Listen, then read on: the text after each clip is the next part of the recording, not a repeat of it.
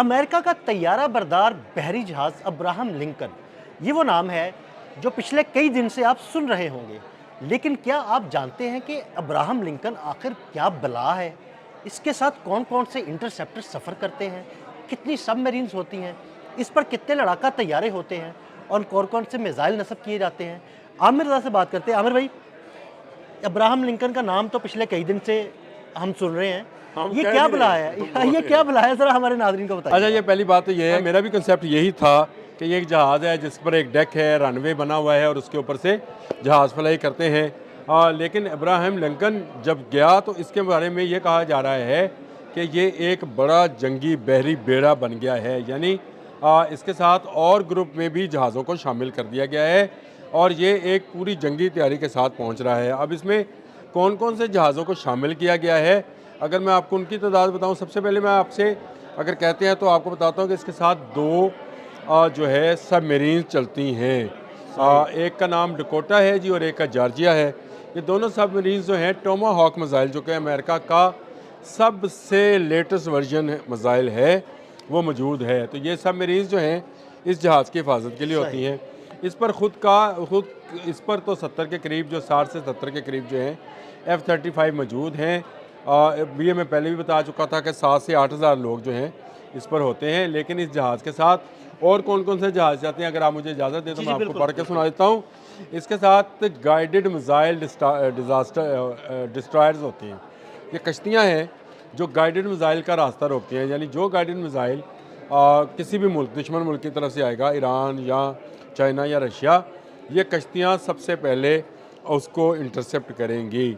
यानी इस बड़े बहरी बेड़े को बचाने के लिए भी अलग से इंतज़ाम किया जाता है। सही। सबमरीन्स का मैंने आपको बता दिया कि उसमें साउथ डकोटा और जॉर्जिया नामी दो सबमरीन्स जो हैं इसके साथ खलीज फारस की तरफ सफ़र कर रही हैं। इसके अलावा जो मैंने कहा गाइडेड मिसाइल डिस्ट्रॉयर्स हैं, वो है USS मशर, पहला तो ये है। और USS से मुराद यूनाइटेड स्टेट ऑफ जो है वो रशिया ना लीजिएगा, उसका किसी ज़माने में नाम होता था USSR। ये जो है ये इनकी नेवी के लिए, अमेरिकन नेवी के लिए ये इस्तेमाल किया जाता है। USS United state ship. तो सही। USS में इसलिए क्योंकि बार बार तो नाम अगर आएगा भी तो ये मुबालगा हो जाता है। फिर मैकफॉल इसके अंदर, मशेर के बाद एक मैकफॉल कश्ती है और ये भी जो है इसी तरह के इंटरसेप्टर रखती है। इसके साथ ऑस्कर आस्टन है। ऑस्कर आस्टन जो है ये इस वक्त भी दुनिया की जदीद तरीन कश्तियों में शुमार होती है और ये जंगी कश्ती है जो कि आने वाले मिसाइल को का रास्ता रोकती है। इसके बाद इसमें पॉल नामी एक कश्ती शामिल है, यानी आप गिने तो इसमें आपको 1 2 3 4 5 6 बेलकेले जो है सातवीं कश्ती, मैं भूल गया था, मैंने कहा 7 हैं तो सातवीं कहाँ गई, तो बेलकेले है। ये भी मौजूद है। ये 7 कश्तियाँ वो हैं जो इसकी हिफाजत के लिए, जो मिसाइल इसकी तरफ आएंगे, अगर इस वक्त हम अज्यूम कर रहे हैं कि ईरान के ख़िलाफ़ मुकाबला होगा, तो ईरान से जो गाइडेड मिसाइल्स आएंगे उनको पहले इन कश्तियों से जवाब दिया जाएगा, यानी उनको रोका जाएगा और उन पर हमला किया जाएगा। यानी वहाँ जहाँ से ये निकलेंगे उस पर अटैकिंग जो है वो टोमाहॉक मिसाइल गिराए जाएंगे जो कि सबमरीन के ऊपर मौजूद हैं। और इंटरसेप्टर कश्तियाँ जो हैं वो इस जहाज़ को घेरे हुए जो हैं इसके साथ साथ चलेंगी, जिनकी तादाद 7 है, यानी आगे पीछे दाएं बाएं ऊपर नीचे सब तरफ से इसको महफूज बनाया जाता है। इसके साथ स्कॉट शिप्स हैं, यानी इसकी हिफाजत के साथ साथ इसकी अटैकिंग कैपेबिलिटी को भी बढ़ाने के लिए इसके साथ स्कॉट शिप्स हैं। अगर आप स्कॉट्स का मतलब ये समझें कि इस जहाज़ का एक बाकायदा प्रोटोकॉल है अदील भाई, सही। जिस तरह से यानी यहाँ वो इसकी आगे-आगे चलता है ये उसको। आपने वज़ीर आज़म और बिल्कुल, बिल्कुल। सदर वो स्कॉट ममलकत किया और जाता है जैसे उसको। स्कॉट किया जाता है ना जी, आगे पीछे वो गाड़ियाँ हूटर चला रही होती हैं, तो ये वो हूटर वाली गाड़ियाँ जी। फ्रैंक ई पीटरसन, एक गाड़ी का नाम, एक गाड़ी कह रहा हूँ, एक शिप का नाम है स्प्रांस, दूसरी शिप का नाम है और माइकल मर्फी जो है ये तीसरी शिप का नाम है। ये 3 शिप्स जो हैं ये पूरी तरह से ऐसे मिसाइल से लेस हैं जो किसी भी बंदरगाह की को तहस नहस करने की सलाहियत रखती हैं। और इस तक जाने से पहले मिसाइल को इन कश्तियों का, यानी 3 ये और 7 वो, 10 कश्तियाँ ये हो गई, 2 सबमरीन, 12 जो हैं टारगेट जो हैं उसको तबाह किया जाए, तब आप जाकर कहीं अब्राहम लिंकन तक पहुंच सकते हैं। इससे पहले आपने मेरे साथ एक व्लॉग किया था जिसमें मैंने बताया था कि ईरान की क्या तैयारी है। देखिए, सबसे पहली बात तो ये है कि आज तक कोई त्यारा बरदार जहाज़ जो है किसी मुल्क ने डूबने नहीं दिया। बिल्कुल ऐसे ही। ये इसकी हिफाजत का या इसकी श्योरिटी का कि ये बचा रहेगा सबसे बड़ा सबूत है। 7-8 हज़ार फ़ौजी पायलट्स,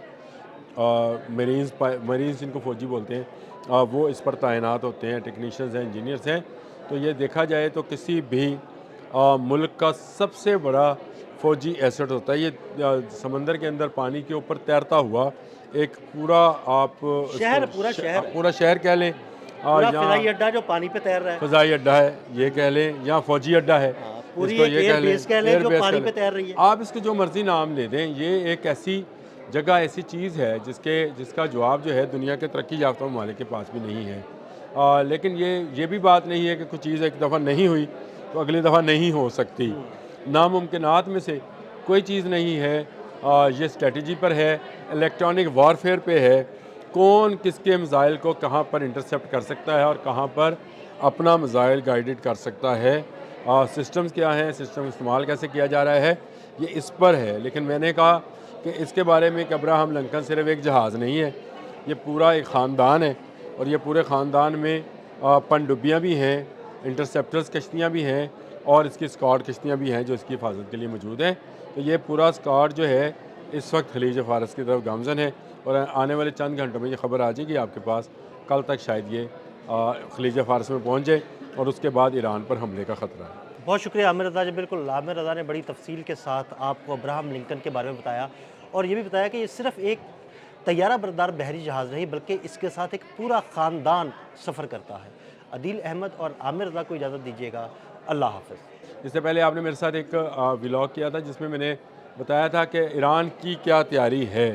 देखिए, सबसे पहली बात तो ये है कि आज तक कोई त्यारा बरदार जहाज़ जो है किसी मुल्क ने डूबने नहीं दिया।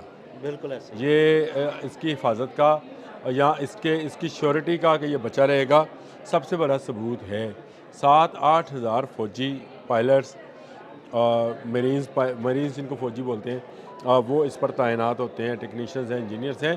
तो ये देखा जाए तो किसी भी मुल्क का सबसे बड़ा फ़ौजी एसेट होता है। ये समंदर के अंदर पानी के ऊपर तैरता हुआ एक पूरा आप शहर, इसको पूरा शहर है। पूरा शहर कह लें, पूरा या फ़िज़ाई अड्डा जो पानी पे तैर रहा है। फ़ज़ाई अड्डा है ये कह लें, या फ़ौजी अड्डा है, हाँ, पूरी इसको एक ये एयर कह लें, बेस कह लें एयर जो बेस पानी कह पे लें। तैर रही है। आप इसको जो मर्ज़ी नाम ले दें, ये एक ऐसी जगह, ऐसी चीज़ है जिसका जवाब जो है दुनिया के तरक्की याफ्ता ममालिक के पास भी नहीं है। लेकिन ये भी बात नहीं है कि कुछ चीज़ एक दफ़ा नहीं हुई तो अगली दफ़ा नहीं हो सकती।